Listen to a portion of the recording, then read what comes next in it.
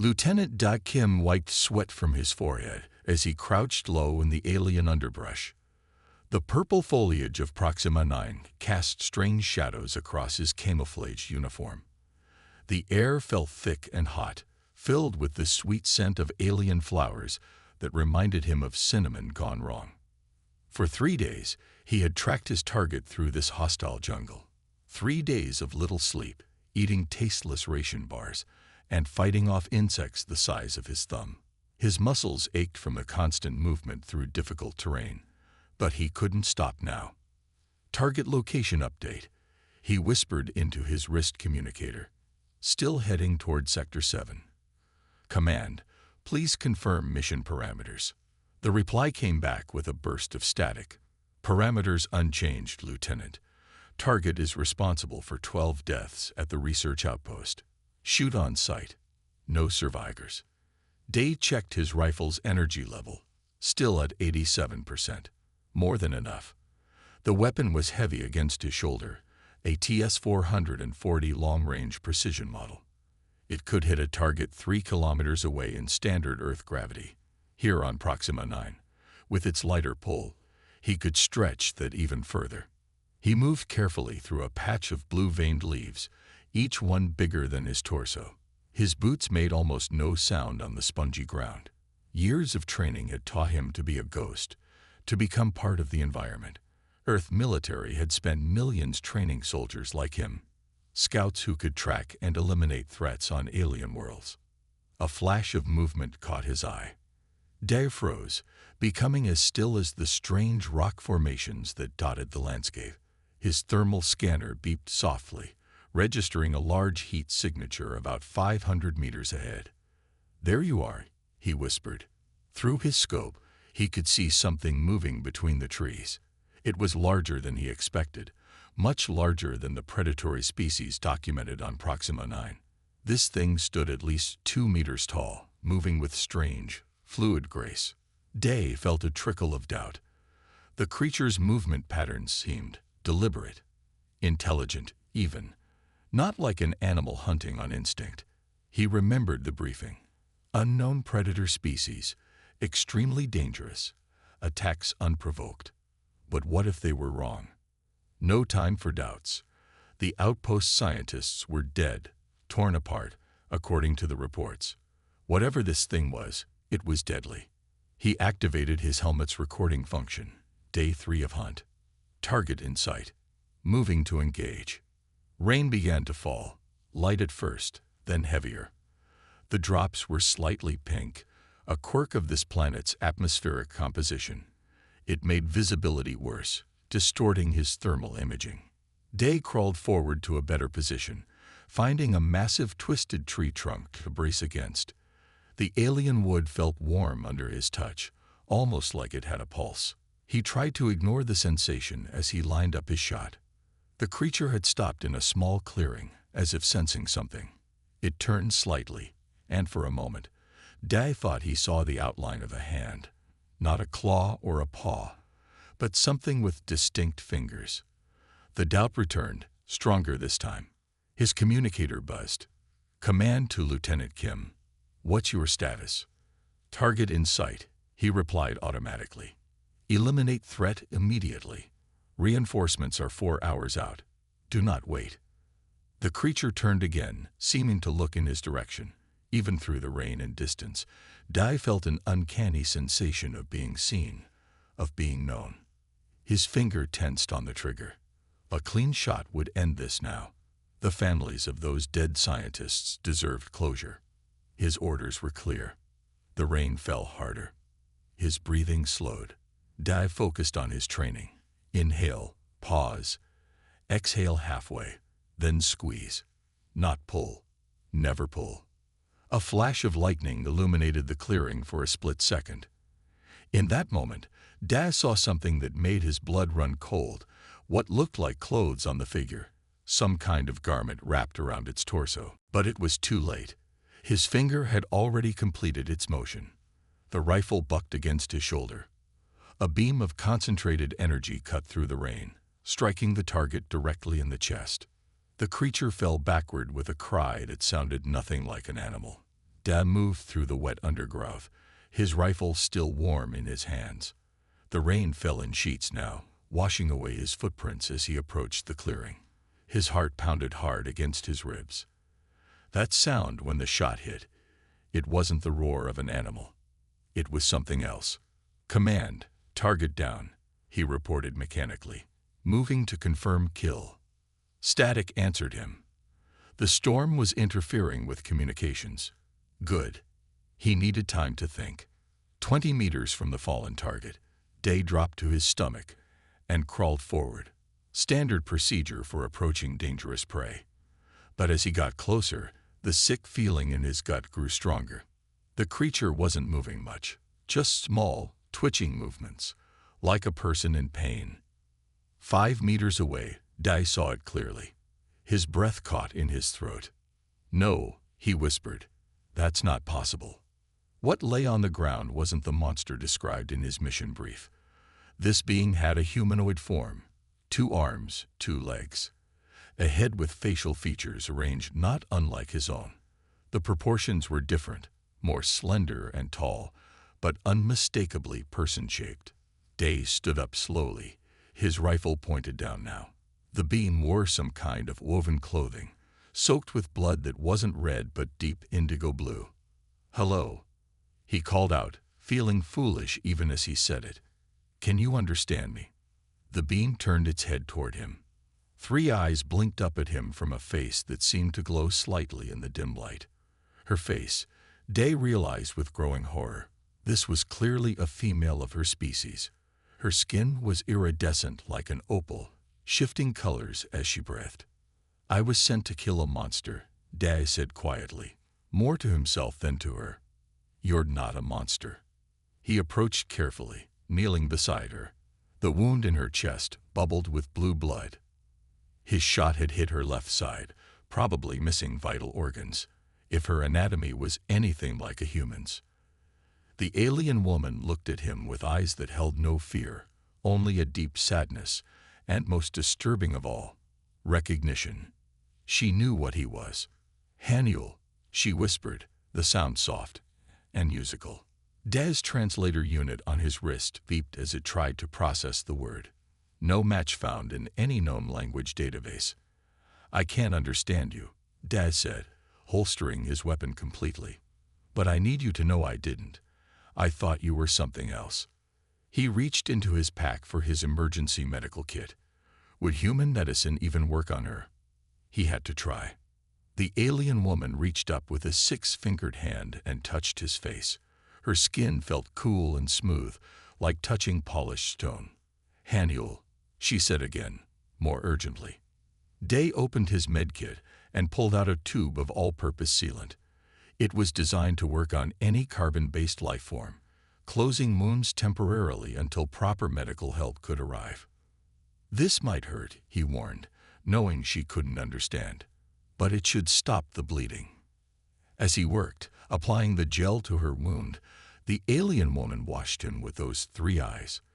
They were a deep violet color, with pupils that expanded and contracted like a cat's.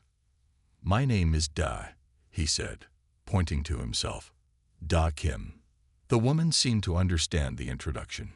She placed her hand on her own chest, carefully avoiding the wound. "Ta," she said clearly. Day smiled despite everything. "Ta," he repeated. "I'm so sorry. Ta." His communicator suddenly crackled to life. "Lieutenant Kim, report status immediately. Have you eliminated the target?" Day looked at Ta, at her intelligent eyes, and the blue blood on his hands. He made his decision in that moment. "Target was not as described," he replied. "Request immediate medical evacuation. I've encountered an intelligent species. Repeat, this planet has sentient inhabitants." Ta watched him speak, then reached out again, touching his wrist communicator with surprising gentleness. "Haniel," she said a 3rd time, and this time Da thought he saw a faint smile on her alien features. Whatever it meant, it didn't sound like a curse. The small cave glowed with soft blue light from strange plants that grew along the walls. Outside, the storm had grown worse. Thunder shook the ground every few minutes. Da had carried Ta here after realizing that calling for evacuation had been a mistake. His commander's response had been troubling. Stand by for cleanup team. Contain the situation. Ta sat against the cave wall, her wounds sealed with the medical gel. Her breathing had steadied, and the blue blood had stopped flowing. She watched Da with careful eyes as he made a small fire from dry wood he had gathered.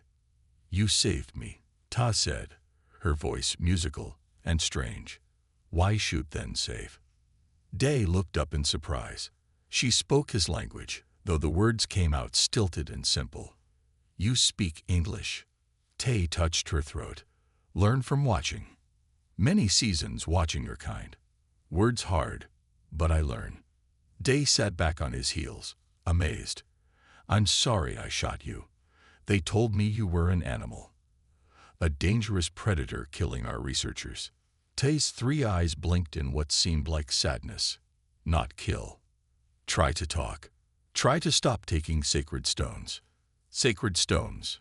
Day asked. Tay reached into a small pouch at her waist and pulled out something that made Day's eyes widen. It was a crystal that glowed with an inner light, pulsing like a heartbeat. Life stones, she explained. They connect to land, to trees, to water. Your people dig, take many. Land dies when stones leave. Day took out his tablet and scrolled through the mission files he had downloaded before the hunt. He saw reports of mineral extraction, profit projections, geological surveys, but nowhere did it mention intelligent native life. Are there others like you? He asked, a cold feeling growing in his stomach. Tay's skin dimmed slightly, which Da was learning meant sadness. She held up 4 fingers on one hand, then 3 on the other. 7 left, she said. Many families before. Hundreds. Your machines came. Big digging machines. When we tried to stop, your people with weapons came. Day felt sick. He opened a classified section of the brief, using his emergency override codes. There it was, a report marked internal only that mentioned native humanoids and minimal resistance expected. They had known. His commanders had known all along. They lied to me, Day said, his voice tight with anger. They knew about your people. They just didn't care. He looked at the date on the report. Operations had been ongoing for 3 years. How many of Ta's people had died while his own people claimed they were hunting dangerous animals? His communicator buzzed again. The screen showed an incoming message. Cleanup team ETA 600 hours. Maintain position. Contain all evidence. Day understood what cleanup meant. They would eliminate Ta and any evidence she existed. Then they would eliminate him too, a soldier who knew too much. Tai watched him read the message. More coming to kill. Yes, Daz said simply. But I won't let them. He turned off his communicator and removed its battery. Then he did the same with his position tracker and helmet systems. Anything that could be used to find them. You trust me now? Tai asked, her head tilted in a very human gesture of curiosity. I do, Day replied. And I need to see your people. I need to record everything, gather evidence. The truth needs to get out. Ta stood up slowly, testing her strength. The wounds still pained her, but she seemed determined. How far is this peak? Day asked. 2 days' walk, Tay replied. Through deep forest. Past human camp. Day checked his weapons charge. 43%. Not much, but it might be enough if they were careful. His shoulder would slow them down, but the numbing paste was working well. Can you guide me there? Ta conferred with the elders again. Their skin colors shifted through blues and greens as they debated. Finally, Tai turned back to Da. I will guide. Null says Jin must come too. The child. Dai was shocked. That's too dangerous. Jin special, Tai explained. Can feel sacred stones from far away. Can find safe path. Hidden from Sky Eyes. Day realized Sky Eyes meant surveillance drones. The child had some ability to sense technology. "When do we leave?" he asked. "When 3 moons touch," Ta said, pointing to a gap in the tree trunk where the sky was visible. "Dark time, best time." Dan nodded, understanding they would leave at night. He looked at Jin, who was now playing with something that looked like a glowing butterfly. "I'll protect her with my life," he promised. Tae's skin glowed warm amber. "This is why you different, Da Kim. This is why Hanyul." There was that word again. What does Hanyul mean? Tae touched his chest, right over his heart. One who sees truth with heart, not just eyes. Very rare among your kind. The 7 judges of the Interstellar Ethics Tribunal sat behind a curved table of polished wood. Their faces were stern as the final recording played on the large screen. The room was packed with reporters from 100 worlds. Camera drones hovered silently, capturing every moment. On the screen, they watched Da, Tai, and little Jin reach the peak of the sacred mountain. They saw the security team attack. They heard the order: kill them all. No witnesses. They watched as Da used his body to shield Jin from laser fire, taking another wound to his leg.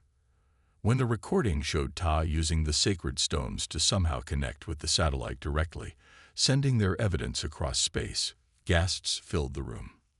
The screen went dark. Silence fell. Day stood in the center of the chamber, his new uniform crisp and clean. The insignia of the diplomatic corps gleamed on his chest, where once military badges had been. Beside him stood Ta, her opal skin shifting with nervous colors.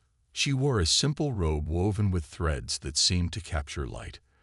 On Day's other side stood Jin, now holding a small glowing stone in her hands. "Lieutenant Da Kim," the Chief Justice said, her voice echoing in the quiet room. "The evidence you have provided is irrefutable. The Universal Mining Corporation, with the cooperation of certain military officials, deliberately concealed the existence of sentient life on Proxima 9. They authorized the elimination of both the Eon people and any humans who discovered the truth." The Chief Justice stood. The other judges followed. "While your actions were technically treasonous to your military oath, they honored the higher laws of sentient rights. This tribunal finds you not guilty of treason. Further, we rule that the Eon people are sovereign on their world. All mining operations must cease immediately." Tae's skin glowed bright blue with joy. Jin jumped up and down, the stone in her hand pulsing with light. The Chief Justice continued, "The executives of Universal Mining Corporation will face criminal charges. The military officers involved will stand trial. And you, Lieutenant Kim, are hereby appointed as Earth's first ambassador to the Eon people." Cameras flashed. Questions shouted from the press. Dai felt lightheaded with relief. It had worked. They had won. ___________.